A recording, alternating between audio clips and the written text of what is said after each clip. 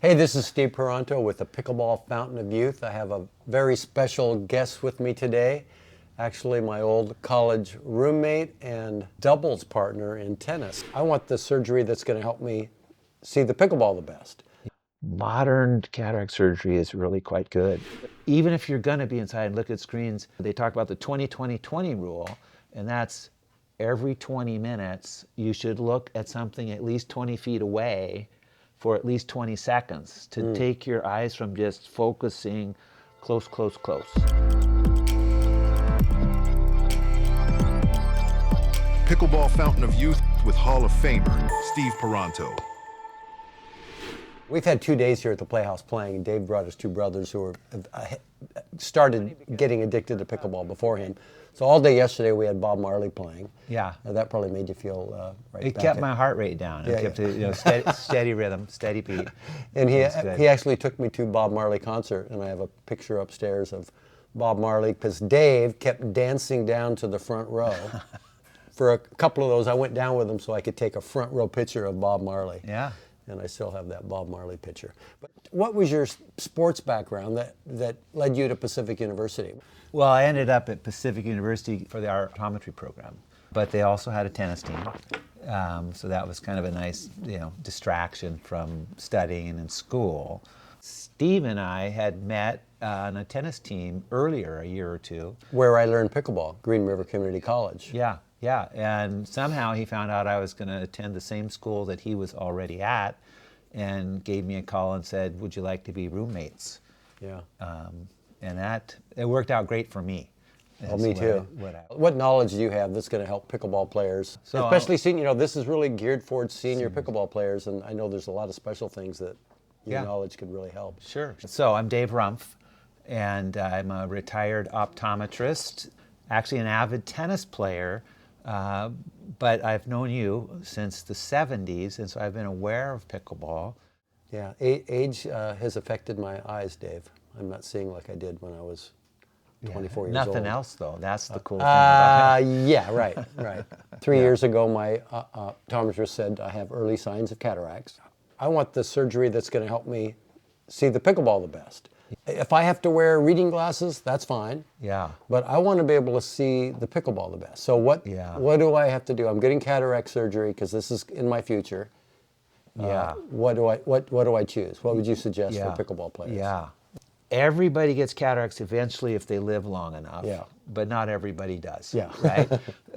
They're common. The average age, I think, for cataract surgery is 71, 72, which means people younger get them. If you're 65 already, prevention's kind of, behind you. I messed that up already. But in general, that you hear about getting UV protection in your sunglasses, and that's one of the ways to slow the progression of cataracts. So a lifetime of wearing UV would be ideal. And I didn't do that. Ideal. Yeah. But anyway, so now you're going to go have surgery, and you have to pick. The surgeons will tell you you can get standard lenses or premium lenses. And the standard lens, standard sound, or sometimes they'll say basic. And that makes it sound like it's not, I'm not a basic guy, right? I want the best.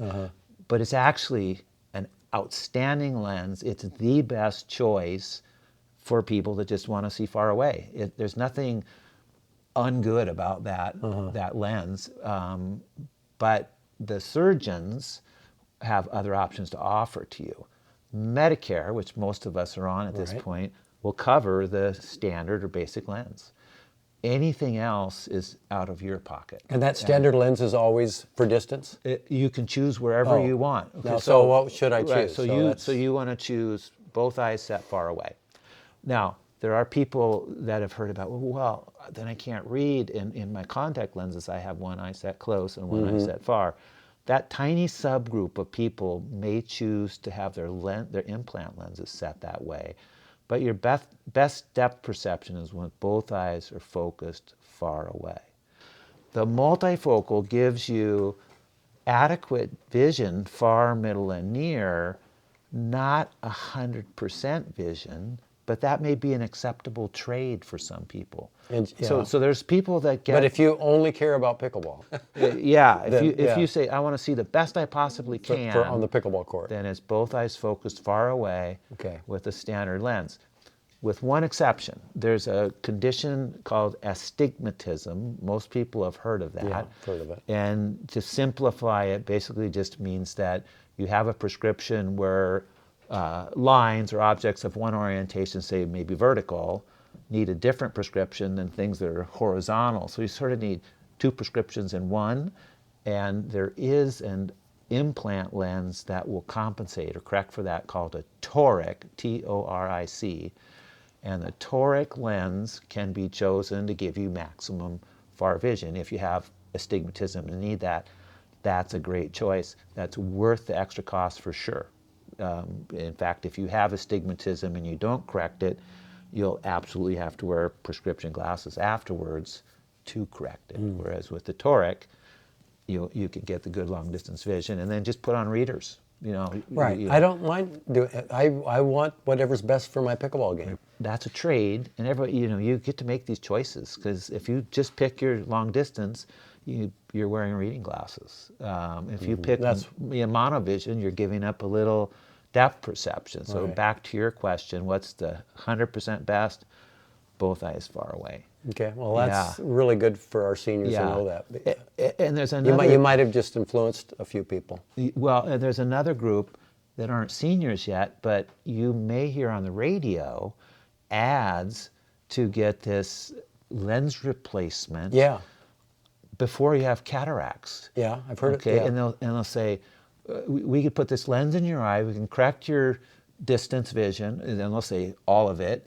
And you'll never get cataracts. Oh, yeah, I've heard that. Right, Is that a scam, or is this? It's not a scam, but it's basically they're doing cataract surgery. They're taking the lens out of your eye. You can't get cataracts because you already had you had cataract surgery. They just called it elective surgery, and you paid for it. It's not covered by insurance. Because you're not 65. These are younger people. Yeah, so there's 40, 50-year-olds getting this procedure, and those are people who need glasses. You wouldn't do it if you didn't need glasses. Modern cataract surgery is really quite good. Good. I'm glad. I remember when my grandpa had cataract surgery. This is in the 60s. Yeah. And he was scared to death. Yeah. Yeah.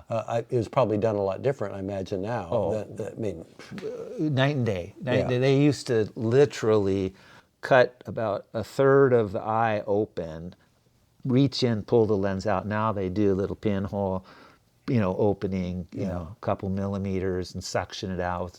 It takes under 10 minutes. Yeah. It's really impressive. And people who need it, it means their vision's degraded. They're not seeing 20/20 anymore. So that's why you do it, right? To improve your vision. So your vision has degraded. Your night vision's tough. There's all kinds of glare. Yeah, that's why I don't drive at night. People say I don't want to drive at night anymore. Yeah. Yeah. Your color vision isn't as good, and you have that surgery, and you're better. I remember. Am I allowed to drink this? Yes, you are. This it's is just beckoning. This is my hero. It's really fun having you here the last couple of days. So Dave's two brothers are here, Eric and Bill, and they got hooked to pickleball during the COVID era, and they're very, very good players. Yeah. Very good. These guys could compete with anybody their age, and that's what I want to I'm hoping to do with Dave, because he's my age. So you got to have a lot of partners in your back pocket so you can. Each time I make my partner lose here, I try to come up with a new explanation, and I lose to my younger brother because he's younger. He's faster, he's quicker, and I lose to my older brother because he's my older brother, and you can't beat your older brother. Right. And so that's it. It's part of that middle brother curse. I just can't find a way to win. You were saying today you were having a lot of fun watching your brothers play, and you were like, man, they're really good, aren't they? Yeah. This is I've seen them on the court, but seeing them up against truly strong players, holding their own and winning. Yeah. I'm gonna have to listen to that in the car ride home. Yeah. Which I don't mind, honestly. Yeah. They're good guys. Cool. So Dave, he won't say this probably, but he was a state high school doubles champion in the state of Washington, your senior year, which is my senior year, 74. You have to be quite good to be a state, Washington State doubles champion, and I know you had a great partner. You always said that you always had a partner better than you. Yeah, But, it's the way to go. Yeah, it's a good tip. And it's kind of a small world, but you said that it's Dave Larson, was it? Now works for Selkirk Sports? Yeah. And here we go, Selkirk. So, yeah. But I even remember, this goes back to visual training when we were on the tennis team, me saying things, because I really didn't know better, that, well, what does peripheral vision have to do with pickleball? And you explained me some good examples. Now, I mean, I totally get it. I can't believe that I even was that unknowledgeable about vision to not know that peripheral vision can help you in pickleball. Sure. Vision and balance are intimately tied together. Yeah, they are. You know, I can't ride my unicycle without, I have to be looking on my balance. I have a balance board that I work on balance. Yeah. And my eyes are so important. If I shut my eyes, my balance is gone altogether. Absolutely. Yeah, I was going to say, think about anything that you do balance-wise, and then try doing it with your eyes closed, which might be a good exercise for some people, you know, to work on balance, you know, to do it with their eyes closed if they're stationary. But vision and balance are huge, and eye movements and balance are huge. And we're going to talk a little bit later about some visual training about stuff. eye movements, but some of the ways that you train eye movements include head movements, and, you know, eyes and heads moving, your head moving together, moving independently, and all that plays into balance. And actually, you know, some of the eye exercises that seniors could do if they're having issues with eye movements and balance, we start them out sitting in the chair, you know, and then graduate to standing, because that brings balance into play. Yeah. So, yeah, balance and vision are huge, definitely tied together. And you, if you throw off the vestibular system, that's when people fall down. Yeah, but your eyes start to wiggle. You know, if you hear about people getting vertigo. Vertigo. I've had some friends have that situation. Yeah, well, you see motion in vertigo. That's actually called oscillopsia. You know, the world is going back and forth, but it's triggered from your ears, your inner ears. It's not, your eyes don't just decide to wiggle. It's your balance system and your inner ears that are off, and your eyes are kind of getting, you know, bad data, bad input from because of that. Right. So, yeah, balance is really. Do you have any examples of visual training that on different ways we can? I know you have this tennis ball I'm seeing with different letters on it. Could you explain that? Yeah, just as an exercise, and these are simple things. You when I, you know, got invited or invited myself to come down, and my brothers to come visit you, you said, yeah, you know, come on down, but I'm going to put you on a podcast. And it's like, they're getting ready for the trip, and I'm studying, you know, to come on down. But I thought, well, what are some simple things, you know, that people could try? And one of them is, when you think of vision, or you think of reading an eye chart, you know, do I have 20/20 vision? Well, that's static. You know, you look at a steady chart, but there's a type of vision called dynamic visual acuity, and that's how well and how clearly do you see when things are moving. And so I took this tennis ball and put some letters on it, and you can, with a partner, play a gentle game of catch, and as the ball moves through the air, try to figure out and see the letters and see the last letter that you see before you catch it. Before you catch it. And you will see very quickly, if it's spinning very fast, we don't have sharp vision at all, but you can slow it down and kind of improve your focus on the ball, and to extent your dynamic visual acuity. But so you realize you've just now invented a product that the pickleball world is probably going to jump on. There's probably going to be a product sold where we play catch, and it'll have What we call it, the Rumpf pickleball trainer? I'd be surprised if it's not on Amazon already. Really? Yeah. Okay. I can't claim to have any Okay. original. No, I have Yeah. no original ideas. No, but nobody does. So this is how inventions are done. They're stolen. That's how it's all done. That's how you feel. That's how I feel when my So your best inventions have been stolen. I had a product because of the noise issue 8 years ago called the Quiet Pickle Pad. Yeah. There's now a product called the Owl, which is the same thing. Yeah. It's the same material and everything. Yeah. But, Well, they probably appreciate your thoughts. yeah. So that's going to improve my dynamic vision. Well, and it help you follow the ball and focus. Focus on the ball because you'll be very intent. At looking at the ball, much more accurately than if you just tossed it around. Right. So that's I like that. That's one thing. Because everybody back home could do that. That's something they could work on. They could do. Now I'm showing off my woodworking prowess here. I just wanted to make a stick with a bead, something that I could follow, and this is a very simple thing you can use to work on your eye movements. And not everybody needs eye movement training, but certainly, especially late to sport athletes. And we're getting that in pickleball. Yeah. People have never played sports before, and Yeah. they're in their 50s and 60s. Yeah, or coming back to sports. Yeah, okay. They played as a kid, then they had their career or raised their families, and now they have time when they're coming back to sports. They may not have very good eye movements. And, just to find out, how well you can do, this is just, a little fixation device, something to look at, and they can test and or practice their eye movements. And Okay, so what would we do? What would we do? well, I'm going to tell you a little more about how the eyes move. Yeah. First of all, they should move together. Okay. Okay, so if I held this up and I looked at it, I should see one red ball. Okay, if I pull it towards me, I should be able to keep that ball one pretty close to my nose. Some people start to do this and it breaks into two. They don't have a good ability to keep their eyes on target. So that's teaming? So teaming them together. Okay. Pulling them in, we call that convergence, but you should be able to track something away and towards you and keep single vision.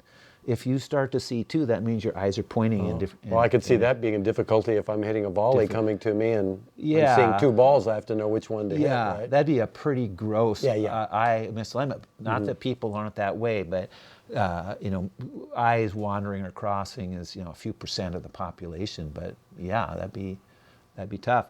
But the other thing you need to be able to do is look from the middle to the side and back again each way and smoothly follow something. So this is just a way to try. I'm trying to watch the ball, the bead as it goes back and forth. But there's a lot of different ways I could do it. I could track it with my head. It's not ideal. I could track it with my eyes.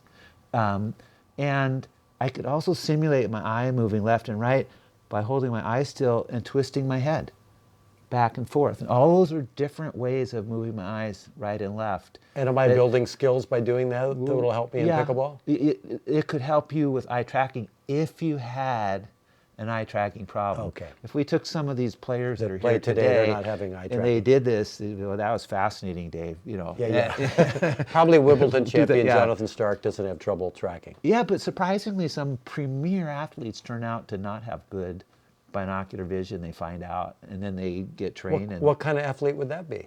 Baseball players, football receivers. Ooh. And they find out that one of their eyes doesn't work well, and they're so exceptionally gifted that they've compensated. Oh, wow.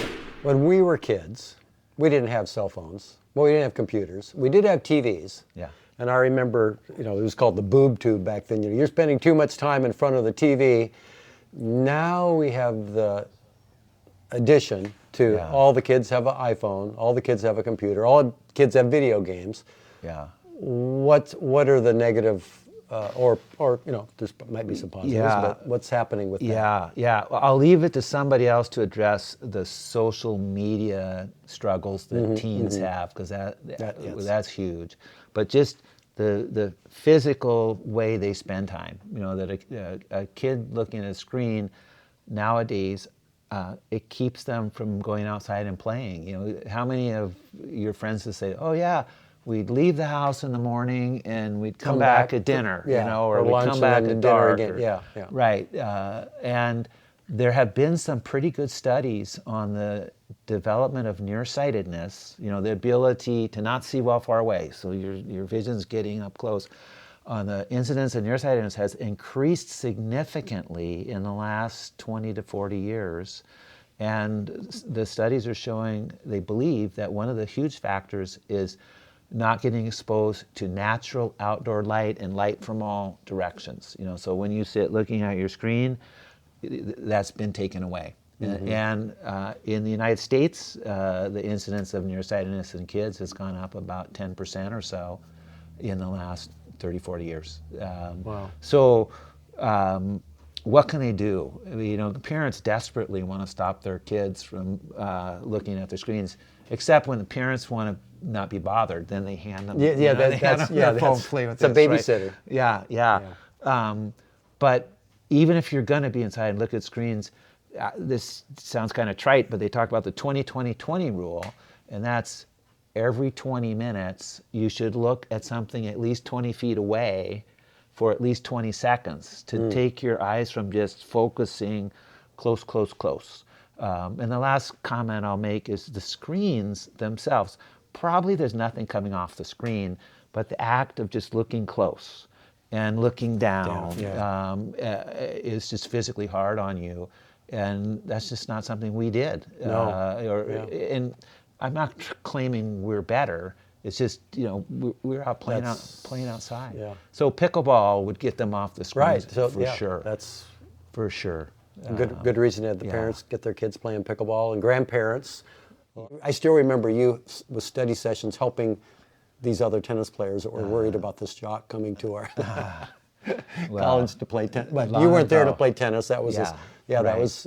I was there to learn optometry and play video games with you. Yeah. Well, oh, that's my other big. I forgot to mention my other memory that I have so much is us playing in television against each other. Well, there was our screen time. Yes. Right. Yeah. So we played in television. That was it was like the state-of-the-art video game where you could play sports. Yes. And there was this football game that we played that we both kind of figured out the little cheat codes to have the running back get through this spot. And if I beat you, we'd go to bed and then you would knock on my door. I want a rematch. It'd be like, we got to go to school the next morning. Or if you beat me, I'd knock on your door. I want to play one more game. That was good. I don't know, wonder if we could ever play it. There's still got to be some Intellivisions out there in some history museum or something. We can borrow one and play That's good. football against each other again. I challenge you. Yeah.